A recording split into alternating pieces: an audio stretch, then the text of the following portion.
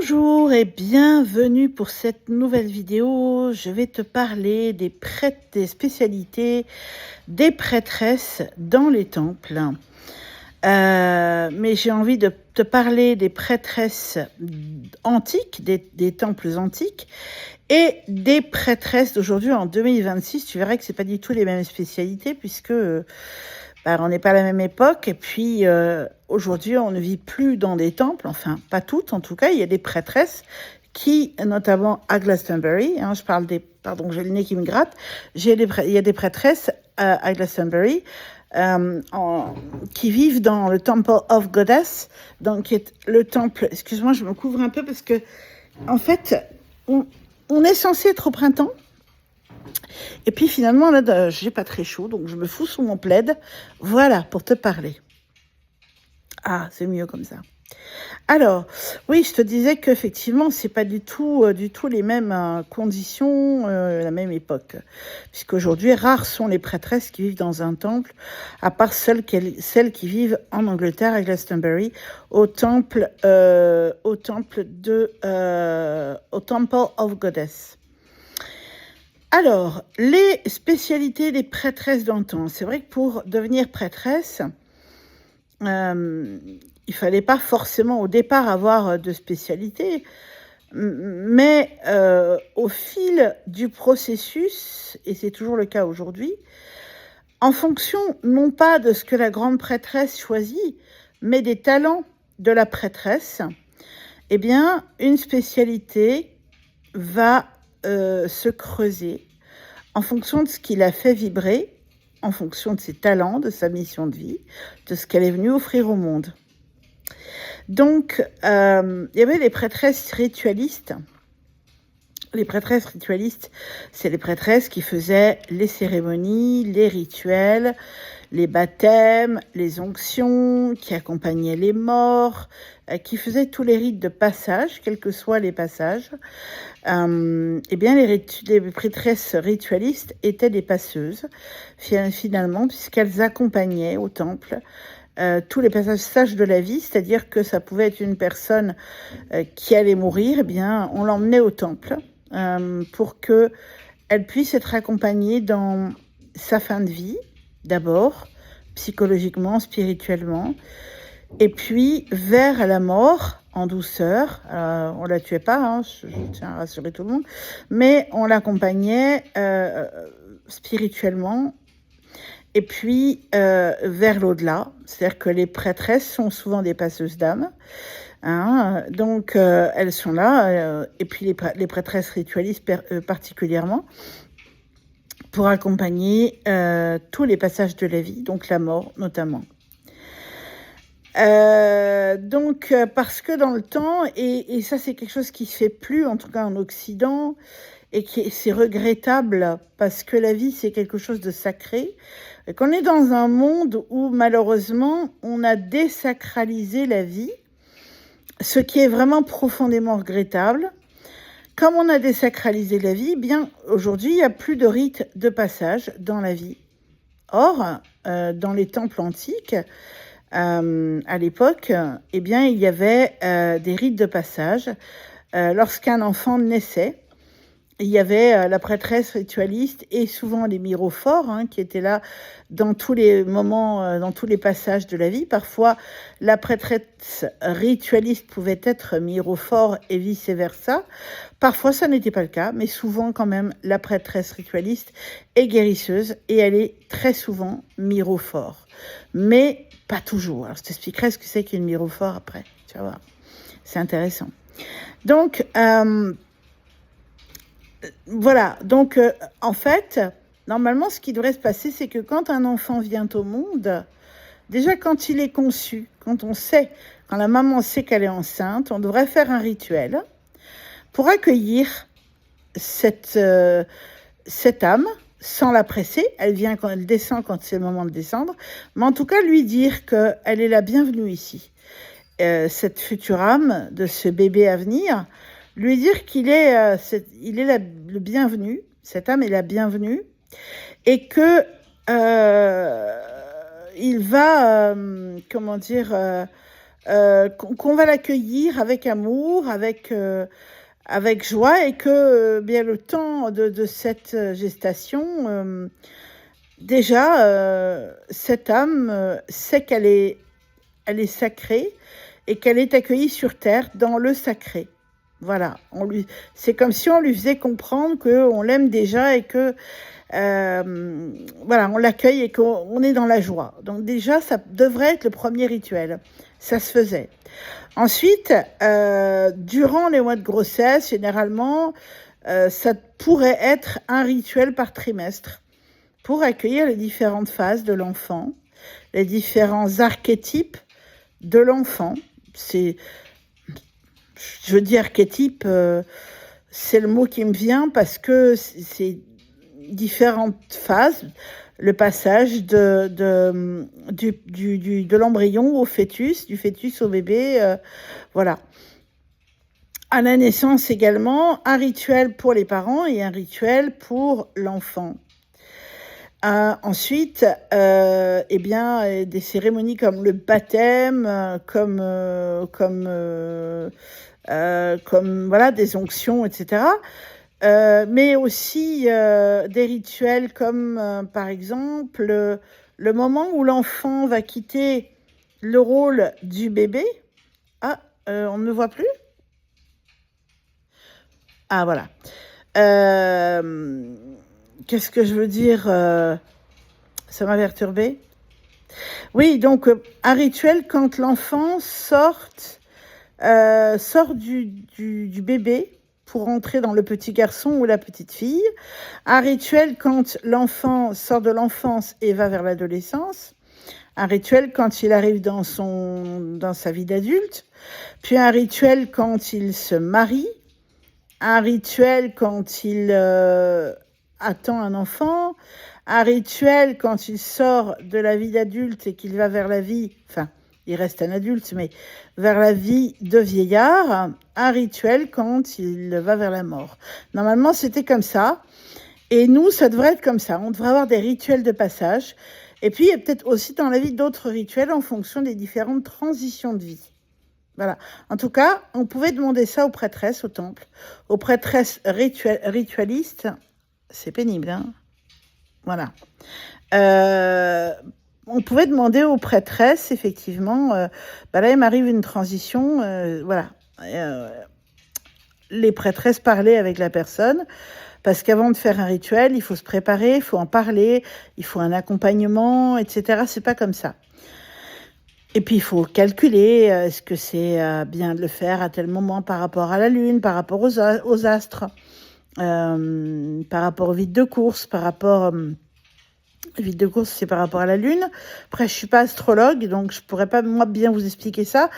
Je pense qu'il y a des gens qui le font très bien, mais c'est vrai que s'il y a des astrologues qui m'écoutent, ça peut être intéressant. Moi, j'ai envie de m'intéresser à l'astrologie, pas pour devenir astrologue, mais pour m'y connaître assez pour justement faire des choix dans ma vie qui pourraient être plus reliés, en tant que prêtresse, c'est normal, plus reliés à certains moments et pas d'autres. Voilà, c'est comme la magie, il y a des moments où on peut faire certains rituels, d'autres non. Voilà, c'est comme ça. Donc, du coup, voilà, ça c'est la prêtresse ritualiste. Elle est souvent guérisseuse. On va y aller avec la prêtresse Mirophore tout de suite, puisque on en a parlé et qu'elle est proche de la prêtresse ritualiste, et que souvent une prêtresse peut être et ritualiste et Mirophore. Alors la Mirophore, qu'est-ce que c'est? La Mirophore, c'est celle qui porte la myrrhe. Si on va vraiment dans l'étymologie du mot Mirophore, c'est celle qui porte la myrrhe. C'est celle qui porte les huiles, les parfums, les onguents. Tu vois, c'est Marie-Madeleine c'est Marie qui va verser le parfum sur les pieds de Jésus et qui va essuyer avec ses cheveux. C'est Marie qui va embaumer le corps de Jésus une fois qu'il est mort. Parce qu'elle fait un rite de passage, elle embaume, elle fait le cataplasme pour que le corps puisse se décomposer, mais en étant embaumé, etc. C'est pas que pour des raisons spirituelles, c'est aussi par rapport à la conservation du corps, etc. C'est ça l'amirophore. L'amirophore, c'est vraiment quelqu'un qui aujourd'hui, on va en parler, mais va t'apporter des soins avec des parfums particuliers. Honorer ton corps, honorer ton esprit, avec des huiles, des macérats, des encens, des parfums, des résines. C'est ça l'amirophore. Et c'est celle qui fait les onctions notamment. Donc c'est pour ça que très souvent la prêtresse ritualiste est souvent mirophore et elle est souvent guérisseuse.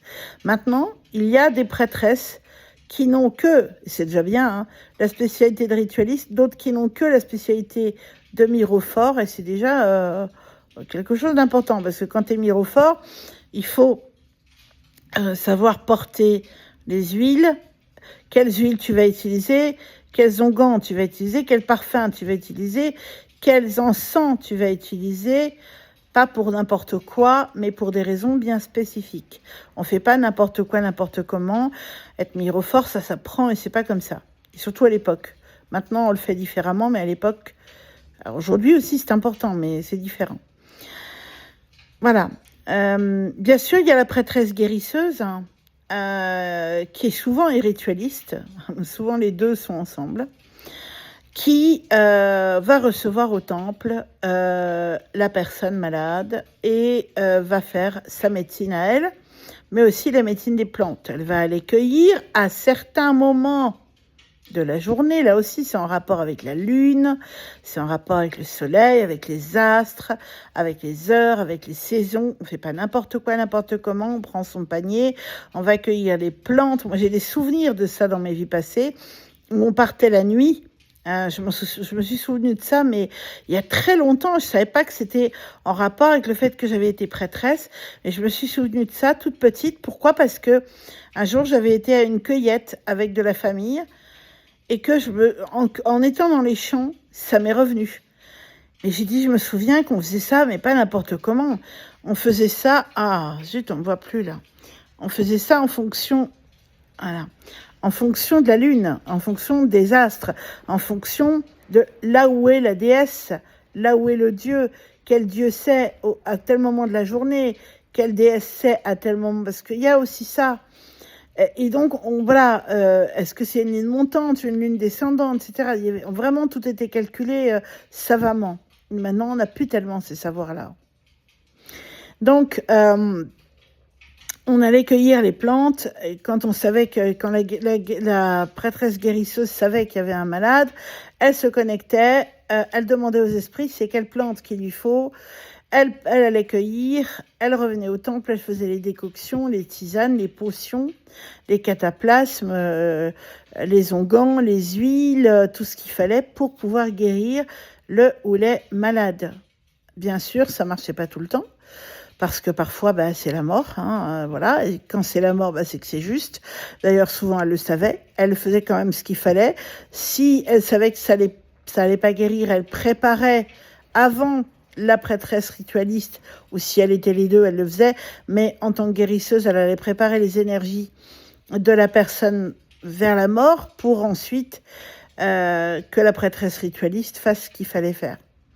Mais en tout cas, elle faisait tout pour vraiment essayer d'aider là où les personnes, ou les animaux, hein, parfois elle allait dans les fermes, etc., pour guérir les animaux, le bétail, etc. C'était comme ça. Ensuite, on a la prêtresse la prêtresse des rêves. Alors, la prêtresse des rêves, c'est une prêtresse qui accompagnait au temple les gens pour rêver, pour recevoir des enseignements par leurs rêves ou des réponses par leurs rêves. Par exemple, je sais pas, quelqu'un rencontrait, je vais éternuer, je crois que ça me pique le nez. Quelqu'un rencontrait une difficulté quelle qu'elle soit, n'importe laquelle, et voulait avoir des réponses. Ça le titillait, ou un enseignement spirituel. La personne allait au temple dormir il y avait aussi une prêtresse qui s'occupait, la lavandière, prêtresse lavandière qui s'occupait du temple, du linge, de recevoir les gens, qui faisait les lits, qui s'occupait de préparer la cuisine, qui s'occupait, qui était je dirais une hôtesse, hein, un peu une femme d'intérieur, hein, un peu une maman, parce qu'elle savait que les gens venaient au temple pour des choses particulières, donc il fallait qu'ils soient bien reçus. Donc elle était un peu l'infirmière, la maman, la lingère, voilà, tout ça à la fois, la cuisinière, voilà. Et pendant ce temps-là, on accueillait une personne, par exemple, à dormir au temple, donc dans une chambre, voilà, avec des draps propres, on la mettait à l'aise. Et la prêtresse lui donnait une tisane, la prêtresse du sommeil, elle lui donnait une tisane pour, je dirais, induire les rêves. Peut-être que c'était des tisanes un peu genre des plantes qu'on pourrait dire aujourd'hui, des plantes un peu psychotropes ou quelque chose comme ça, hein, j'imagine, un peu genre ayahuasca, LSD, enfin des choses comme ça, que je conseille pas de prendre, hein, et déjà de prendre même avec quelqu'un qui connaît, méfiez-vous. Alors de prendre tout seul encore moins. Je vous déconseille tout ça, bien évidemment, hein. Mais en tout cas, à l'époque, je pense que ça se faisait, et donc on induisait comme ça le rêve, la personne. Le rêveur allait dormir, ça l'endormait, hein, les plantes, et on lui laissait la nuit comme ça, ou la journée, on le laissait dormir, et cette personne faisait des rêves. Et au matin, eh bien, il allait voir la prêtresse du sommeil, qui allait cueillir ses rêves, et qui savait pertinemment les interpréter à cause des symboles qu'elle avait appris, hein, beaucoup de symboles, que ce soit des symboles psychologiques, psychanalytiques, même si à l'époque on parlait pas nécessairement de psychanalyse, mais je pense qu'on parlait beaucoup de symboles archétypaux, hein, puisque on connaît les différents archétypes dans les panthéons de la déesse, qu'elle soit grecque, qu'elle soit égyptienne ou autre. Et en psychologie, et notamment en psychanalyse, on en parle de ça, des personas, des archétypes. Donc je pense que c'était beaucoup basé là-dessus, sur les archétypes, sur les symboles et les symboles archétypaux, où la prêtresse pouvait analyser les rêves et du coup donner des réponses à la personne, ou en tout cas lui poser des questions peut-être qui pourraient l'induire vers des éléments de réponse ou vers quelque chose. La prêtresse oracle, eh bien, c'est la prêtresse médium, hein, finalement. C'est celle qu'on allait voir parce que on était inquiet pour le bétail et qu'on voulait savoir si cette année le village serait protégé, si cette année le temps permettrait d'avoir une bonne récolte, si la famille était protégée, ce qui allait se passer, est-ce qu'il y aurait des naissances, est-ce qu'il y aurait des morts, est-ce qu'il y aurait voilà, puis qui communiquait avec les morts. C'est ce qu'on appelle la pitié, hein. Donc voilà, c'est la prêtresse oracle. Souvent, on lui apportait des gâteaux. Alors ça, je savais pas, j'ai appris ça il y a pas très longtemps. C'était des gâteaux, je pense, dans lesquels il y avait à mon avis, des plantes là aussi qui devaient... Voilà. Elle a été contente parce que c'était des gourmandises, donc elle était contente, mais on lui proposait ça. Et grâce à ces gâteaux, elle pouvait se mettre en état de conscience modifié et recevoir tout à fait, canaliser en fait ce qu'elle voyait, etc. Donc la prêtresse oracle.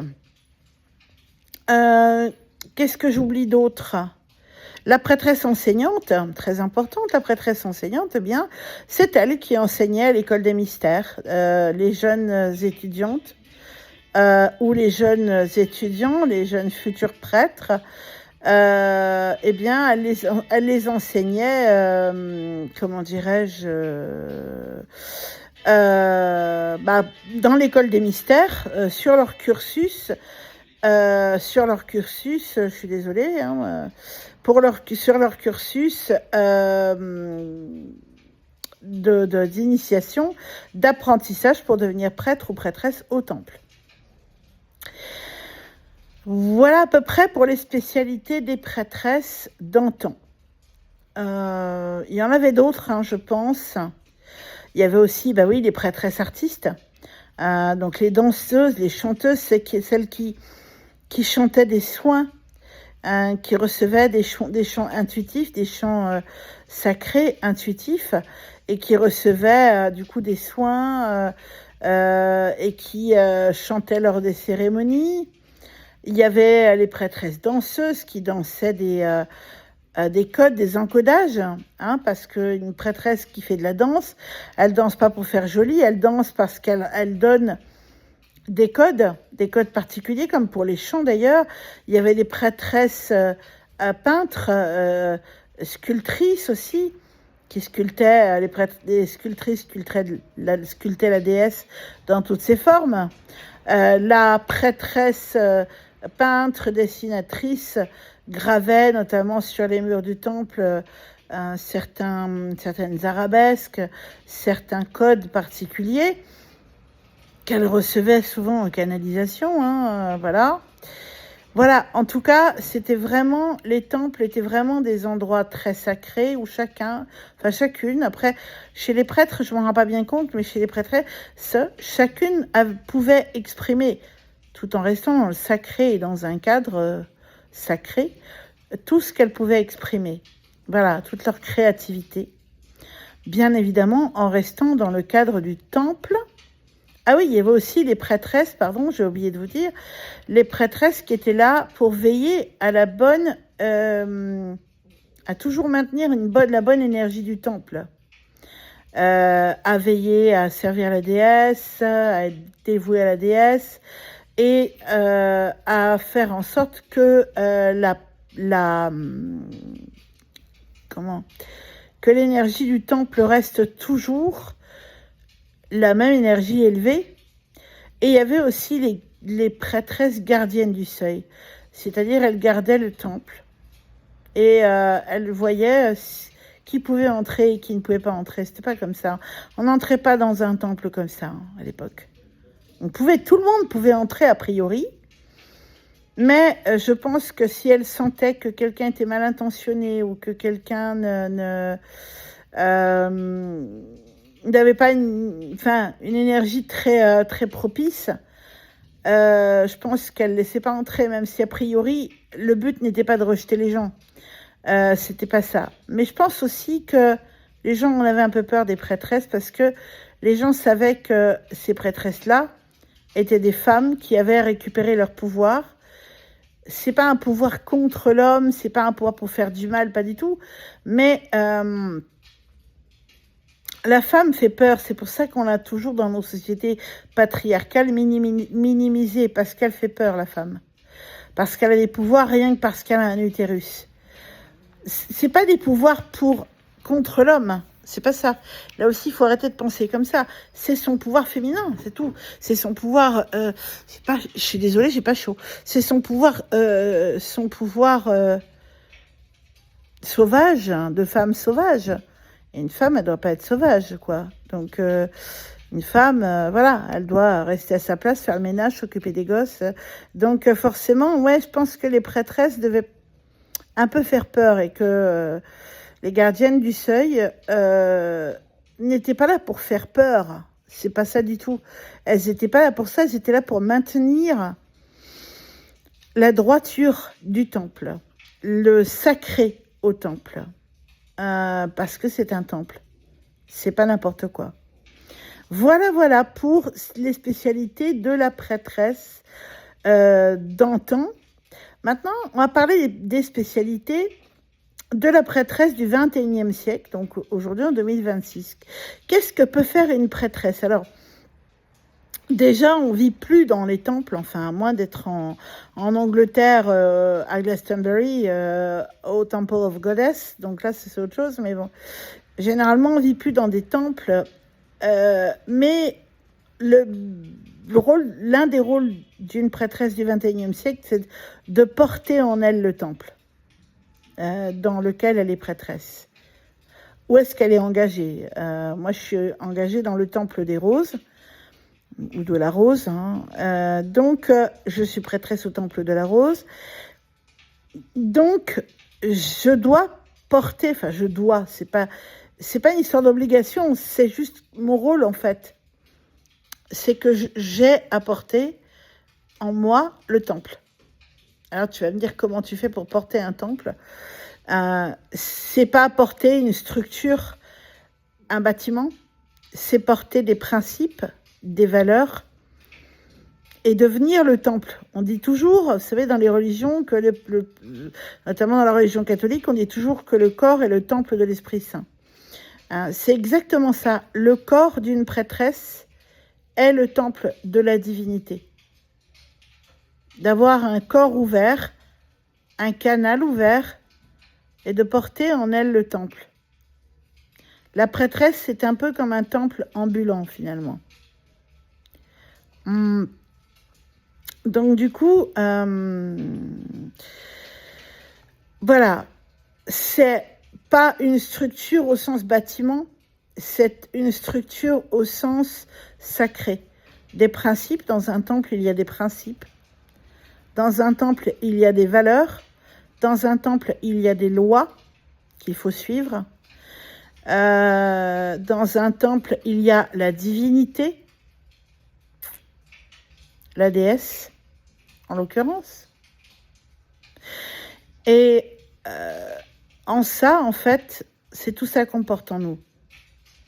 Mais c'est aussi la... comment expliquer, vibrer rose, vibrer, en tout cas, pour moi, vibrer rose, mais pour les autres prêtresses, si tu es prêtresse d'Isis, ou tu veux devenir prêtresse d'Isis, c'est vibrer Isis.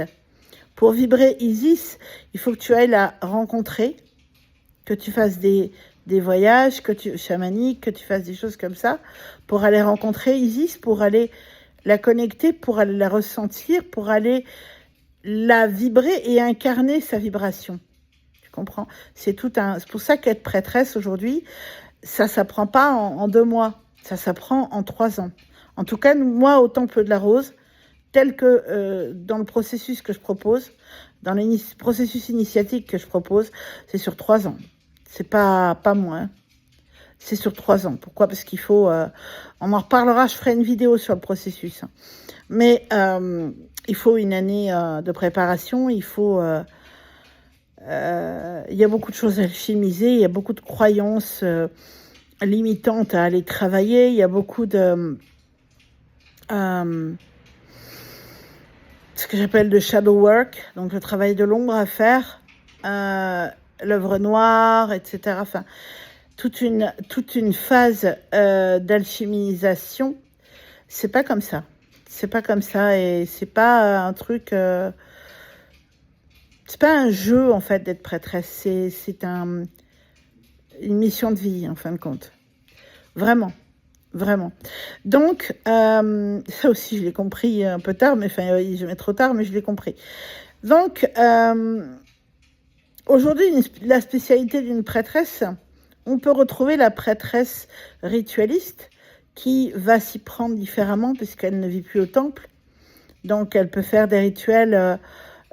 souvent c'est mieux en présentiel quand même, hein, parce que faire des onctions par internet c'est un petit peu compliqué, donc voilà. Donc je pense qu'en présentiel c'est quand même beaucoup plus simple. Il y a la prêtresse guérisseuse, toujours, elle existe toujours et elle peut le faire à distance. Donc aujourd'hui, oui, avec internet, moi étant chamane, je fais partie mais je vais en parler de mes spécialités au temple puisque j'en ai plusieurs. Il y a la prêtresse enseignante qui peut enseigner aujourd'hui parfaitement à ses élèves dans l'école des mystères via des plateformes, par exemple sur Internet. Aujourd'hui, ça c'est possible. Il y a la prêtresse... qu'est-ce que j'ai dit, enseignante. Il y a la prêtresse qui peut faire des chants. Alors souvent, ça peut être la guérisseuse, mais elle peut faire des chants sacrés, des soins. Elle peut chanter des soins, en fait. Ça fait bizarre de dire ça, mais elle peut chanter des soins. Mais souvent, c'est la guérisseuse qui fait ça. Il y a la prêtresse artiste, la créative, donc qui va faire des peintures inspirées, des dessins inspirés, des chants, des musiques inspirées, des sculptures inspirées, en fait, pourquoi? Parce qu'elle va venir canaliser des codes. On a à peu près toutes les mêmes spécialités. Bon, la prêtresse des rêves, on la voit plus vraiment. La prêtresse oracle, bien sûr, elle est toujours existante. Oui, la prêtresse des rêves, aujourd'hui, on va plus dormir au temple, donc voilà. Voilà. Mais je dirais que dans la plupart des cas, toutes les spécialités existent encore. Elles se font peut-être différemment, puisqu'on ne vit plus au temple, mais elles se font toujours. Voilà. Voilà pour les prêtresses et leurs spécialités. Après, il y a toujours moyen de créer d'autres spécialités en fonction, je dirais, des talents des futures prêtresses ou des futurs prêtres, parce que c'est pas fermé aux hommes du tout. Ça, je voulais le dire aussi. C'est pas du tout fermé aux hommes. Si tu es un homme et que tu te dis waouh, je me sens attirée par le temple de la rose, qu'elle me dit ça m'intéresse, et peut-être même je vais aller plus loin. Si tu es un homme et que tu te dis je me sens prêtresse, j'ai pas envie d'être prêtre, j'ai envie d'être prêtresse, c'est possible. Oui, tu peux être un homme et être prêtresse. Pourquoi? Parce que c'est quelque chose que tu as vécu, tu as été prêtresse et que aujourd'hui, même si tu es dans le corps d'un homme, tu as vécu ça et c'est complètement OK. Voilà. Donc, si tu as besoin de plus de renseignements, vraiment, n'hésite pas. Tu peux me contacter par mail. Je serai heureuse de t'accompagner, de t'aider. Vraiment, ça me fait très plaisir. Et je te dis à très bientôt. N'hésite pas à liker cette vidéo. N'hésite pas à la booster, à la partager. N'hésite pas à t'abonner et à cliquer sur la petite cloche. N'hésite pas à commenter, mais vraiment, vas-y à fond. Parce que l'algorithme, il aime ça, puis moi aussi d'ailleurs. D'ailleurs, merci à l'un d'entre vous, ou l'une d'entre vous, je ne sais plus, qui m'avait mis un très gentil commentaire il y a quelque temps sur une de mes vidéos. Je l'ai vu aujourd'hui. Comme quoi, il faut que je sois un peu plus... ça, c'est mon petit défaut. Il faut que je sois un peu plus attentive à ce qui se passe. Parce que moi, j'y vais, mais en fait, souvent, je regarde pas et c'est pas bien. Enfin, c'est pas bien, c'est ni bien ni mal. C'est juste que j'ai à être plus attentive. Voilà, c'est tout. C'est pas grave, c'est la vie, on apprend aussi. En tout cas, merci à tout le monde et n'hésitez pas. Vraiment, à bientôt. Bye bye. Je vous envoie plein d'amour et je vous bénis. À bientôt. Bye.